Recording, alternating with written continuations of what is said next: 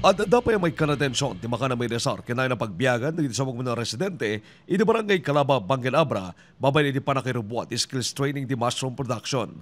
Indolwan na ito iti National Commission on Indigenous People kadwa ti TESDA LGU Bangen Kenti Barangay. In angkor tayo dahito yung proposal iti 8-point agenda ni Apo Gobernador.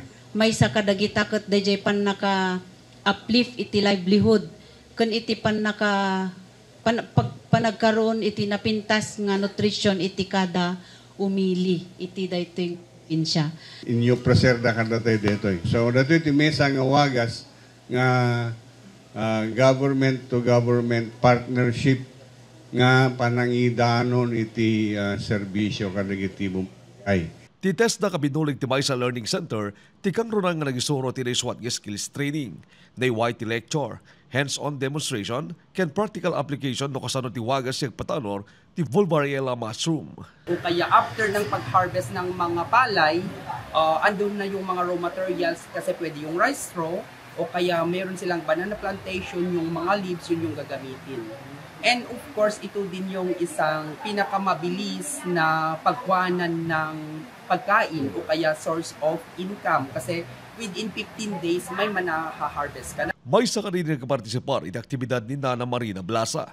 Bigbigyan na dakla tulong tinaadal na. Napintas mat ata ako makatulong mati panagbiag oray no basit lang ti uong tatak na kahinina. O at least makapropagate kami ti sarili mi ang kami nga gatang.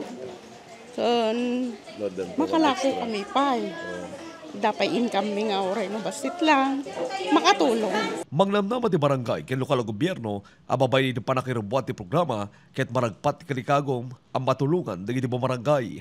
Kat no babaan ka digitoy tulong iti gobyerno dagiti na dumaduma nga agencies para no inot nga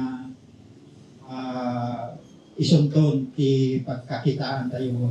Saan ko mga agpatinggan dito'y training tatangal daw. No di pa ikat tuloy-tuloy dito aging gana ti nagito'y produkto da ket pintas ti pagbanagan na ket sumarunon tong adang kay marketing na dito. Yun. So dito nga ma-realize tayo no kasano iti kapintas dito nga proyekto. Ti panangdanon kaditi barangay ti mga paneknek iti kalikagom ti agdamang nga administrasyon ang mangyesideg ti serbisyo ti gobyerno para iti na progreso nga ili ken probinsya.